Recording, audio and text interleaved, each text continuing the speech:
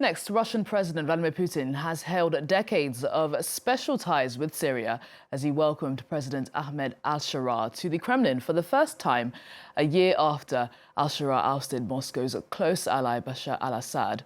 Well, the Syrian president told Putin during the meeting that he would honor all past deals struck between the two countries, a pledge suggesting Moscow's two main military bases in Syria are safe. Well, let's bring in Thomas Pierret. He's a senior researcher at the CNRS Institute of Research and Study on Arab and Islamic Worlds. Thomas, thank you so much for joining us on the programme. Good morning. Morning. Just not too long ago, Putin and al-Sharaa were practically enemies. They were both standing on opposing sides of the civil war. Now Putin's speaking of the special relationship between their two countries. Has all the past been forgotten here? Is there no bad blood? Well, actually, the shift was extremely fast. It happened almost overnight. I mean, as soon as Assad fell, Russia very rapidly readjusted to the new situation and quite rapidly mended, ties with the new regime. Long before this visit, which is just the confirmation of this shift. Well, Russia obviously was extremely keen to preserve its military presence in Syria, its bases mostly on the coast, and it did what is necessary to keep them. Well, Bashar al-Assad and his family have been in Moscow since he was toppled in December of 2024. Russia gave him asylum out of humanitarian considerations. Talk to us about the role that Russia played in propping up the Assad regime when Assad was in power. Well, that role was absolutely crucial because by mid-2015, Assad was the Assad regime was on the verge of collapse. It was faced with several military defeats against the rebels in the west, against the Islamic State in the east. There was even unrest among its core constituencies that were very unhappy with the way that the war was going on. And so Assad and his Iranian ally called on Vladimir Putin to intervene.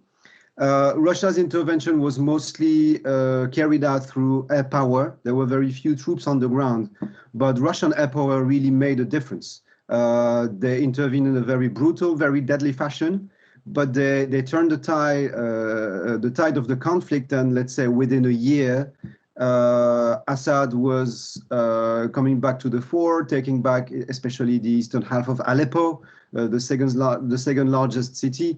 And by 2018, he had retrieved, let's say, 2/3 of the country.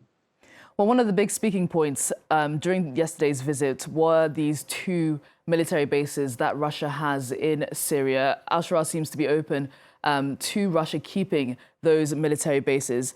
Talk to us why Russia is so keen to have that military foothold in Syria. Well, that's Russia's only significant military foothold in the Mediterranean.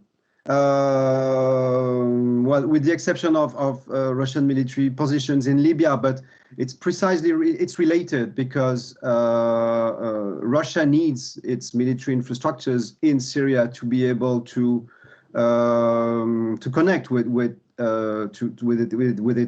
its infrastructures in Libya. So they have an air base in Hmeimim, which is on the coast, and naval facilities in Tartus.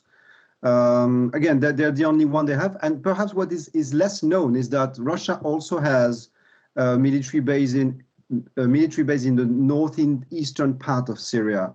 So in the region that's controlled by Kurdish armed groups in the airport of Kamishli. That's something that's being overlooked at the moment, but which is quite important as well.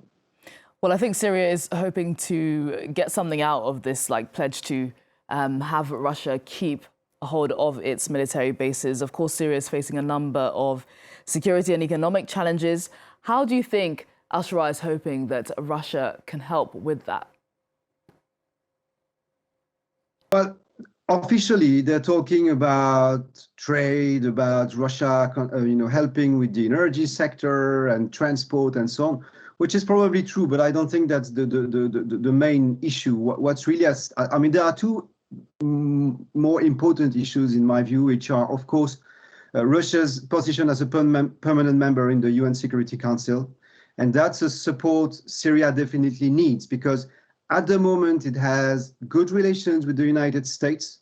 But I think Syrian leaders are, cannot be sure that this will last forever. I mean, if you consider the close relations between the United States and Israel, there is a possibility that this might change. And in that case, Syria would definitely need Russian support at the UN Security Council. But then there are weapons. I mean, Syria is poor. It cannot afford expensive Russian military hardware, but its army is mostly, made up of Russian hardware, and it needs spare parts. It needs technical assistance to repair what needs to be repaired. I mean, the Syrian army is in a very poor state. And so it definitely needs Russia to improve, the state of its military apparatus. Let's talk about the big sticking point between the two sides. Al-Assad, he's in Russia at the moment. Al-Sharaa wants him extradited. Talk to us about whether you think Russia will ever agree to that. I don't think Russia will. It's a matter of credibility. I mean, Russia was not able to keep Assad in power, but at least, I mean, if it wants to remain credible, especially in the eyes of its other allies in the world, it needs to provide minimum security to Assad himself. And sorry, I'm not sure it's such a big sticking point, in the sense that even the Syrian government is not asking very vocally for the extradition of Assad. I mean, prior to the visit of al-Sharaa to Moscow, they made it known through some backdoor or through some leak to a press agency, but they did not formulate it very openly or very vocally. I mean, they know that would be very embarrassing for Russia, so I don't think even the Syrian government will insist very much on that. And definitely, I think Russia will not extradite Assad. Thomas, it was great to get your insight. Thank you so much for joining us today on Daybreak. Thank you.